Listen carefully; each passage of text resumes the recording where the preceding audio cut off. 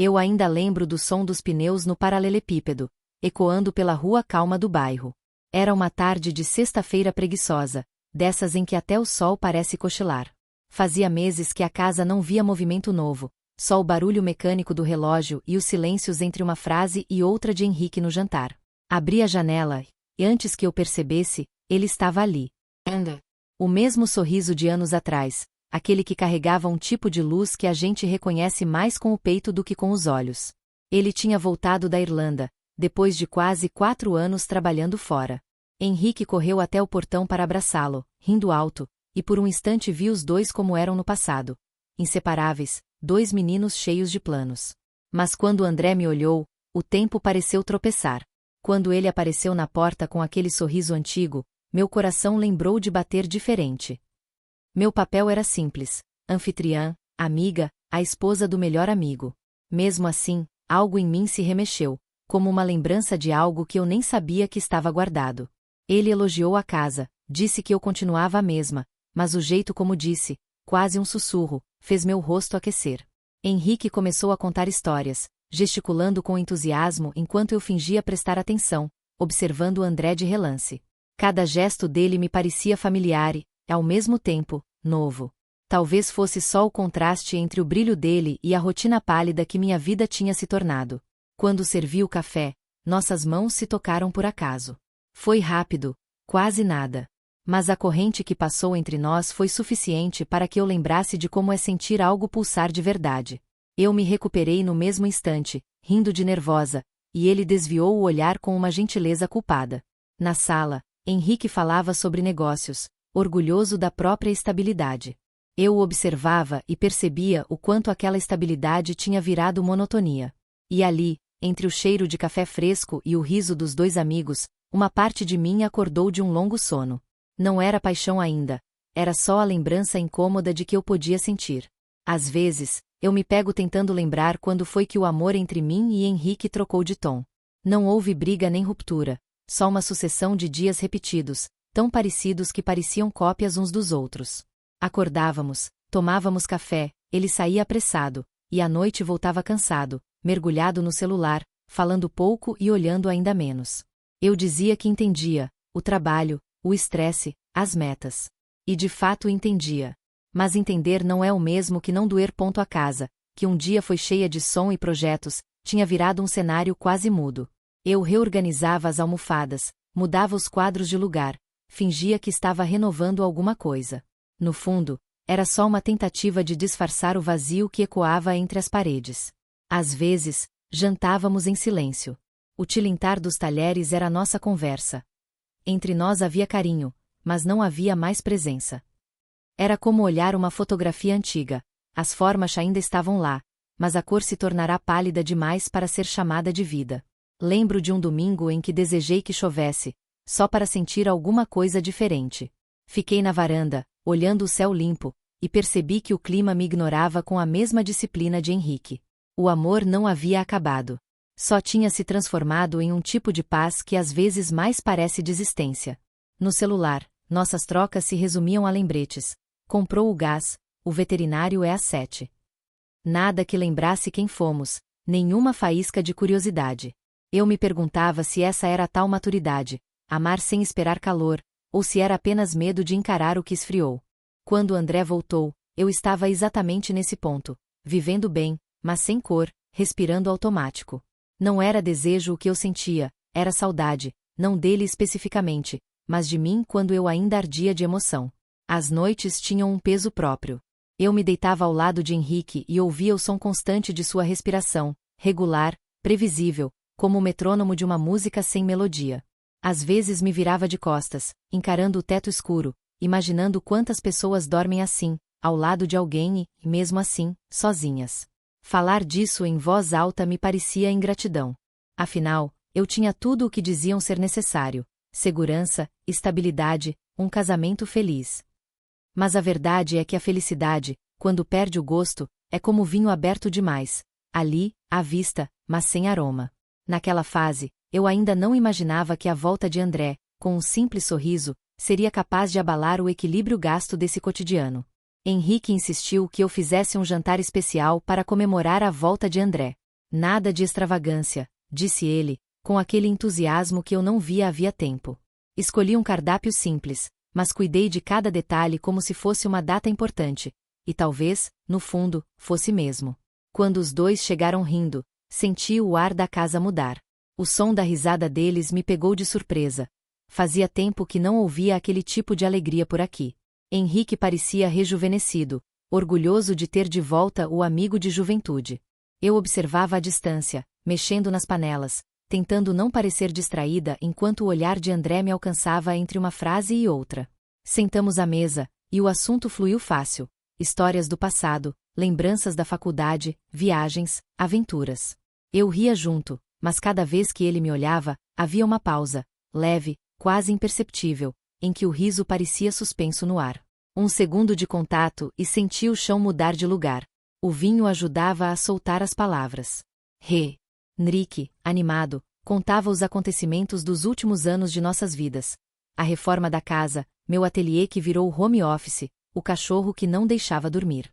André ouvia tudo com atenção, mas era em mim que seus olhos se demoravam, como se tentasse decifrar algo por detrás da minha voz calma. Quando fui à cozinha buscar a sobremesa, ouvi passos atrás de mim.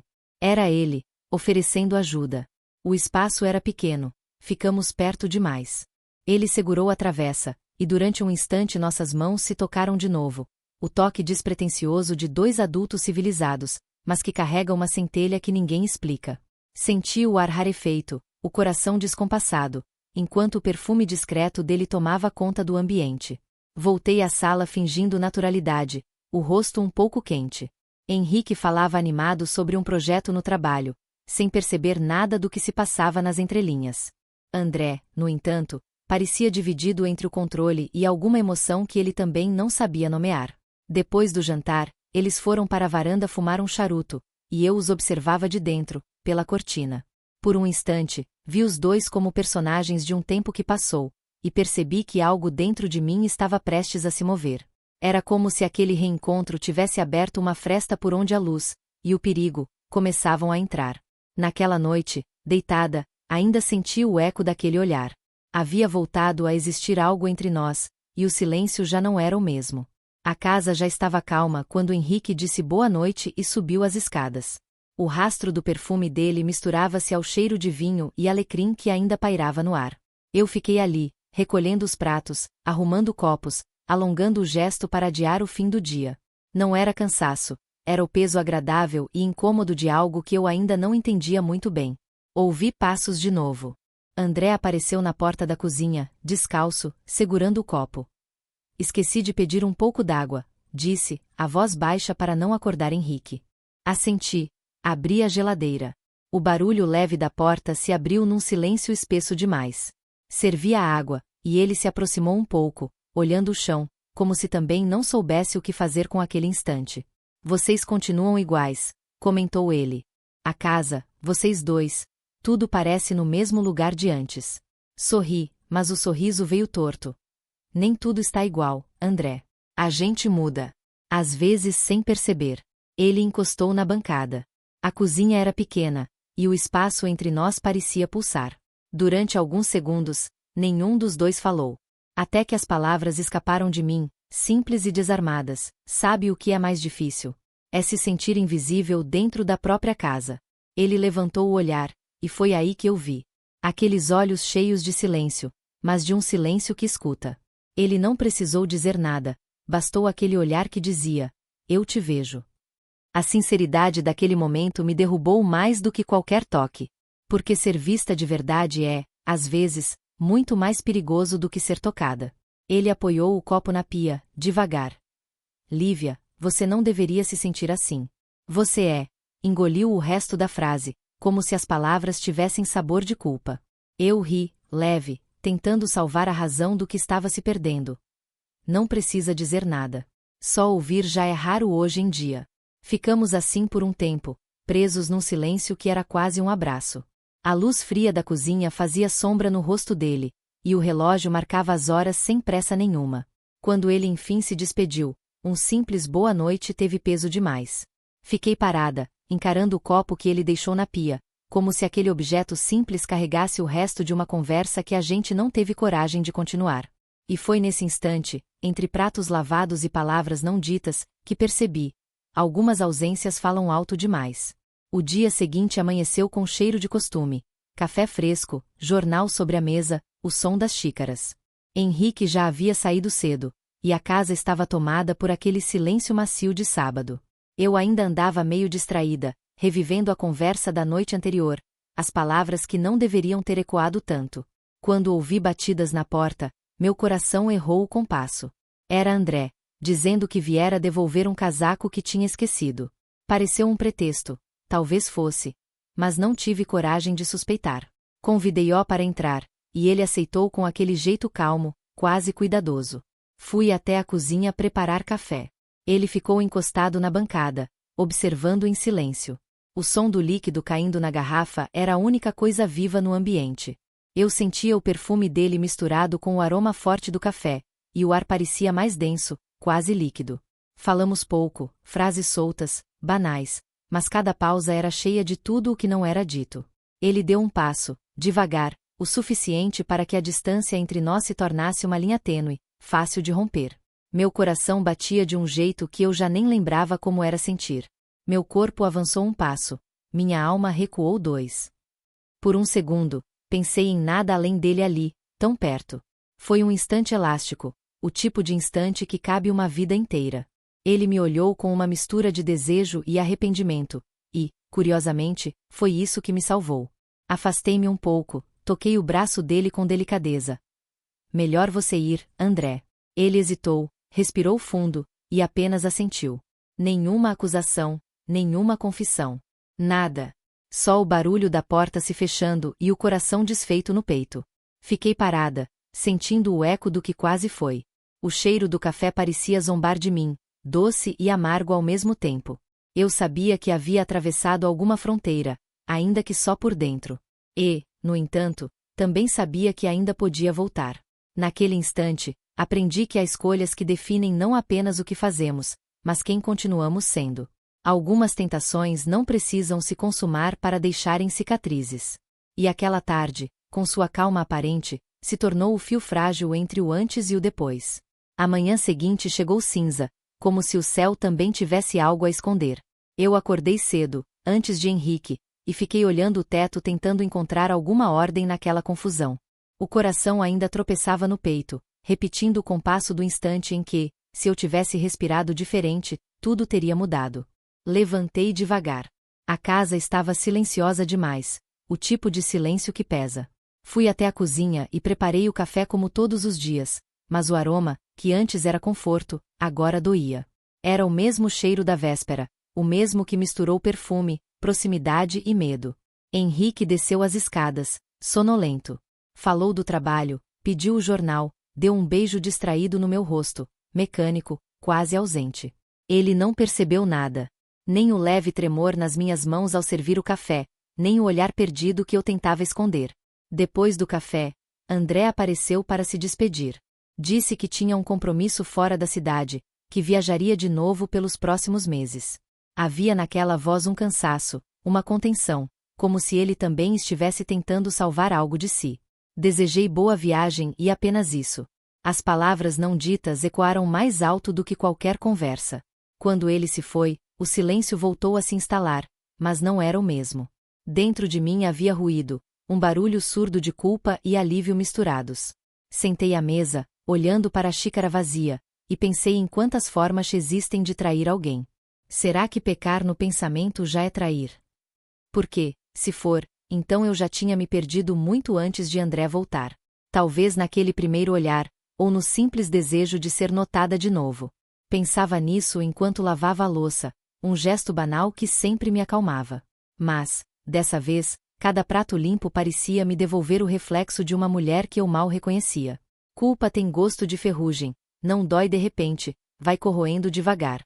E o desejo, mesmo contido, é como uma brasa que se recusa a apagar, por mais que a gente sopre.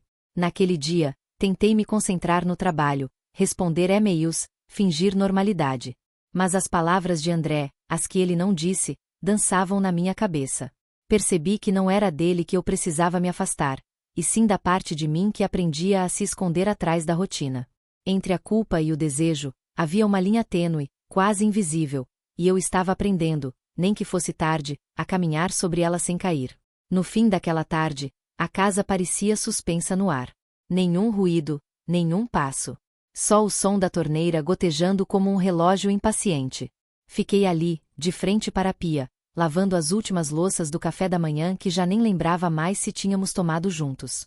Minhas mãos repetiam o gesto automático, mas minha cabeça girava num redemoinho de lembranças e perguntas. Levantei o olhar e encontrei o espelho pequeno pendurado acima da pia. Ele me devolveu um rosto cansado, com os olhos ligeiramente inchados. Fiquei olhando aquela mulher, tentando reconhecê-la. Fazia quanto tempo que eu não me enxergava de verdade?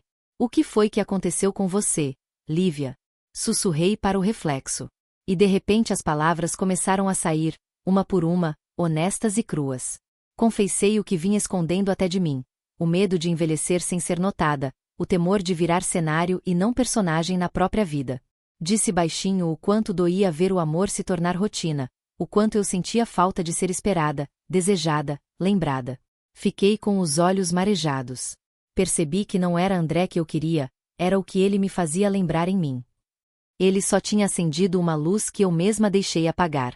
O que doía, na verdade, era a ausência da mulher vibrante que eu tinha sido. Aquela que sonhava, que se arrumava para si, que ria alto sem pedir desculpas. Fechei a torneira e me apoiei na bancada.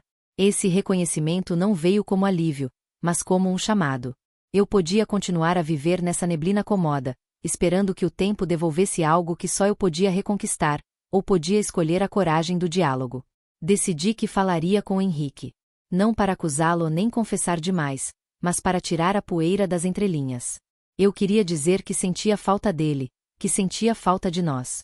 Queria propor um recomeço, ainda que pequeno, ainda que imperfeito. Olhei de novo para o espelho e vi um brilho leve renascendo no meu olhar. Talvez fosse esperança, ou pura teimosia. Peguei um pano e enxuguei a pia, respirando fundo como quem limpa também o peito. Naquele instante, entendi que a fidelidade mais difícil é a que devemos a nós mesmos, e que, se quisesse salvar meu casamento, precisava primeiro me encontrar dentro dele. Esperei o entardecer chegar, como quem espera uma maré baixar antes de atravessar o rio. Henrique chegou em casa mais cedo do que de costume. Trazia o cansaço no rosto e aquela mesma quietude que nos acompanhava há meses. Sentei-me no sofá e pedi que se sentasse também. Ele obedeceu, desconfiado, e eu percebi que a simples ideia de uma conversa já o deixava em alerta. Fiquei alguns segundos em silêncio, tentando achar o começo certo de uma frase que, inevitavelmente, doeria. A gente anda se perdendo, Henrique. Disse, simples. Nada de drama, nenhuma cobrança. Só uma constatação dita com voz baixa. Ele me olhou com surpresa, depois suspirou, os ombros caindo. Eu sei, Lívia, também sinto. É só que a vida foi ficando apertada, e a gente se distraiu de nós. Houve um intervalo em que nenhuma palavra foi precisa. Olhares dão conta, às vezes. Falei sobre a saudade que eu sentia de pequenas coisas, as risadas à toa, o improviso, o café na varanda sem pressa. Falei sobre o medo de um casamento virar só convivência. Henrique ouviu de verdade. Dessa vez, ouviu. Disse que também se via atrás de uma parede de rotina, que não sabia mais como me alcançar. Foi quando notei um tremor sutil na voz dele, a mesma fragilidade que havia em mim. Conversamos longamente, sobre o que fomos, o que ainda poderíamos ser. Nada foi resolvido por completo, mas algo se moveu ali, uma fresta aberta para um recomeço. Antes de dormir, ele me segurou a mão, gesto simples, mas cheio de significado. Enquanto sentia o calor da mão dele, uma frase me atravessou com doçura e melancolia. Talvez amar também seja escolher ficar quando o brilho se apaga. Sabíamos que não seria fácil reacender o que o tempo apagou, mas havia uma tranquilidade nova naquele início de tentativa. Quando ele adormeceu, fiquei olhando o teto, escutando a respiração dele, sentindo uma calma que há muito não visitava aquele quarto. Ainda havia uma sombra, um pensamento distante com o nome de André, mas agora ela não doía. Era apenas um vestígio, um lembrete do quanto eu precisava cuidar do que ainda podia florescer. O amor, descobri, não se mede pelas promessas que fazemos, mas pelas vezes em que escolhemos permanecer. Os dias seguintes correram num ritmo tranquilo, como se a casa enfim tivesse aprendido a respirar comigo. A conversa com Henrique deixará uma leveza estranha no ar. Não era felicidade, ainda, mas uma trégua. Acordávamos juntos, trocávamos pequenos gestos que pareciam pedir licença para voltar. Eu me esforçava para acreditar que recomeçar podia ser simples assim, passo a passo, olhar por olhar. Numa tarde de terça-feira, enquanto revisava alguns desenhos no computador, a notificação do celular piscou na tela. O nome dele, André. Por alguns segundos, o universo pareceu suspenso. Li a primeira linha da mensagem. Oi, Lívia, desculpa incomodar. Só queria saber se você está bem. Uma frase comum, quase inocente. Mas havia, entre aquelas palavras, um espaço invisível cheio de tudo o que não se disse naquela cozinha. Fiquei olhando o texto, imóvel. O coração reagiu antes da razão, apertando o peito com a mesma força da lembrança. Pensei em responder, apenas com um estou bem, educado e neutro. Pensei em apagar. Pensei demais. Caminhei até a janela. Lá fora, o fim de tarde pintava o céu de laranja, e eu percebi o quanto a vida seguia seu curso sem precisar da nossa permissão. Respirei fundo, e em silêncio, sem cerimônia, apaguei a mensagem. Nenhum gesto heróico, só um respiro de quem decidiu não alimentar o que não deve florescer. Fiquei ali parada, observando as luzes da rua acendendo uma a uma, com uma sensação dupla. O coração um pouco pesado, mas leve ao mesmo tempo. Havia tristeza, claro, mas também um tipo de paz que chega quando a gente escolhe o caminho certo mesmo que ele doa. No espelho do corredor, vi meu reflexo e sorri de leve. Ainda havia fissuras, mas agora eu me reconhecia dentro delas. Entendi que André não era o erro nem o vilão da história. Ele foi apenas o espelho que me mostrou a mulher que eu havia esquecido. Alguns silêncios salvam mais do que qualquer palavra. Fechei o celular, apaguei as luzes e deixei o resto do dia se encerrar sozinho. Pela primeira vez em muito tempo, o silêncio da casa não era vazio. Era simples, calmo, e inteiramente meu.